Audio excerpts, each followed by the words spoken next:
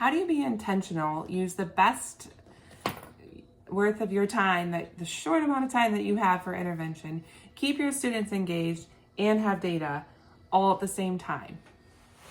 I'm Anna Kelly of Anna Kelly's Creations.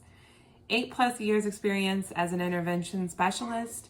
I'm here to help you get the most of your time for coin identification, coin value, keep your students engaged, and collect the much valued data that we need.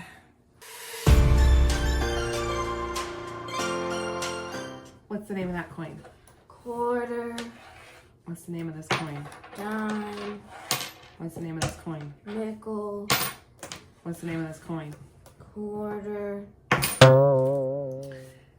There's only so many ways that you can switch this up. And also, it's taking a lot of my time. I'm not able to record data. Did you know that Fluency can be used for more than just reading and math facts? There's so many things that Fluency can be used for. Today I'm going to show you how to use Fluency for coin identification and coin values. Step 1 is to print out or find a sheet full of coins for your students to use.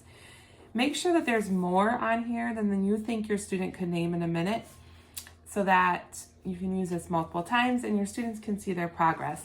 Also, so your students aren't getting to the end and having to go up to the top multiple times.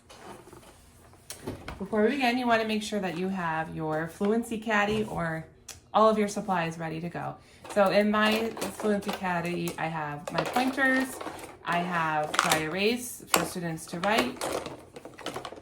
Of course, we have a dice, and you're going to also need a timer.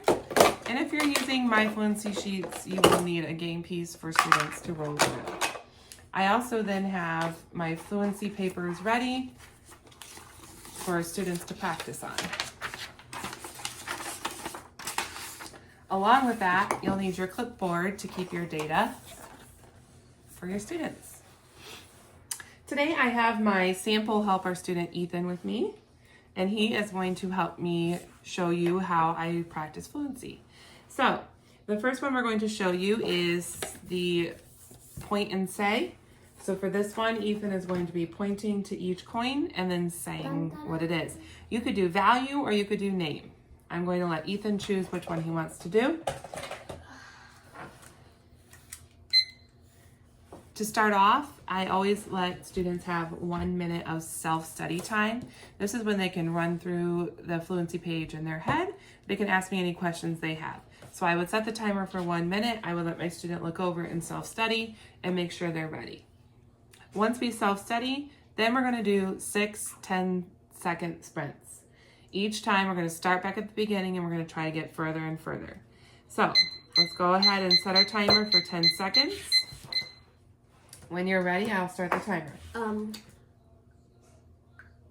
Dime, nickel, quarter, penny, quarter, nickel, dime, penny, penny, dime, nickel, quarter, dime, quarter, penny. Okay, so I'm not recording any data. You might want to take a dry erase and mark where his last one is. His goal is to get further than that on his next sprint. So he will start back at the beginning again and we'll do another 10-second sprint, trying to get further than his first sprint. Dime, nickel, quarter, penny, dime,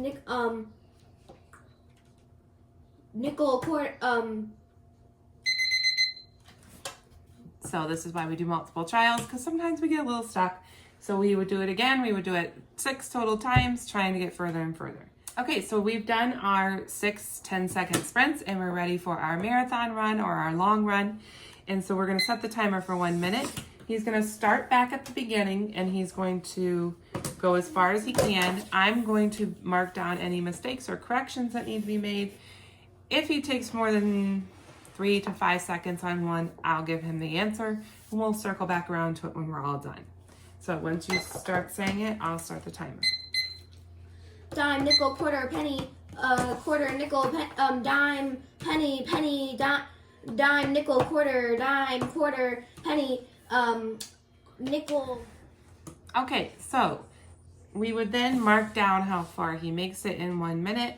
His goal each time would be to beat that, and that is really encouraging to students. They're not challenging themselves against other classmates. They're challenging themselves against themselves. So that's really going to give some motivation for them to do better each time. Our next fluency that is an option for you to do with your students is a game board approach, where I'm going to have Ethan roll the dice. He's going to go that many spaces. He's going to say what it is. He's going to try to go down around as many times as he can, or as far as he can. So I will set the timer for 1 minute. He has the dice, and then we also, of course, need a game piece. He will move the game piece that many times each time, and then say the name or value of the coin, whichever you're assessing your students on. Dice. Give me go. 4. 1, 2, 3, 4. Quarter. 5. 1, 2, 3, 4, 5. Penny. 6. 1, 2, 3, 4, 5, 6. Quarter. 4. 1, 2, 3, 4. Using this game board is just a great way to keep some variety in your fluency practice, so it's not always the same, and to give students their brains thinking in a different way. 2 other ways that I practice fluency to keep my students engaged and a little bit of variety is the roll and say. So Ethan would roll the dice and say them as they come by, or the spin and stay. You would get a paper clip, or you could hole punch it and put a spinner in here. They spin it, they say it, they spin it again. Again, this is just another way of getting their brains to think in a different way and kind of keep them engaged and motivated.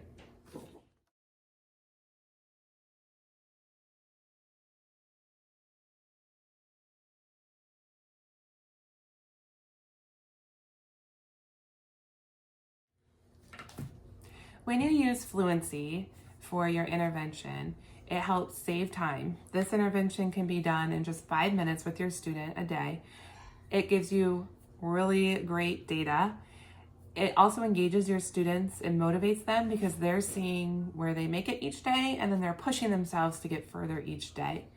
Also, you can use it to write your IEP goals. Your IEP goals are written for you.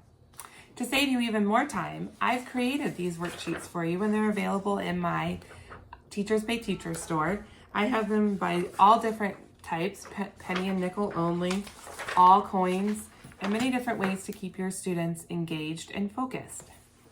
For more ideas and techniques on how to get the most out of your precious intervention time and have great data to show parents, team members of the IEP, and other teachers, make sure you follow along with me to get updates on when I post new videos with new tips. You can also read on my blog at annakellyscreations.com, where I've wrote about several different interventions that I use for time saving and data collection. If you have any questions, I'm happy to answer them. Just go ahead and leave a comment or send me an email. I hope to see you later.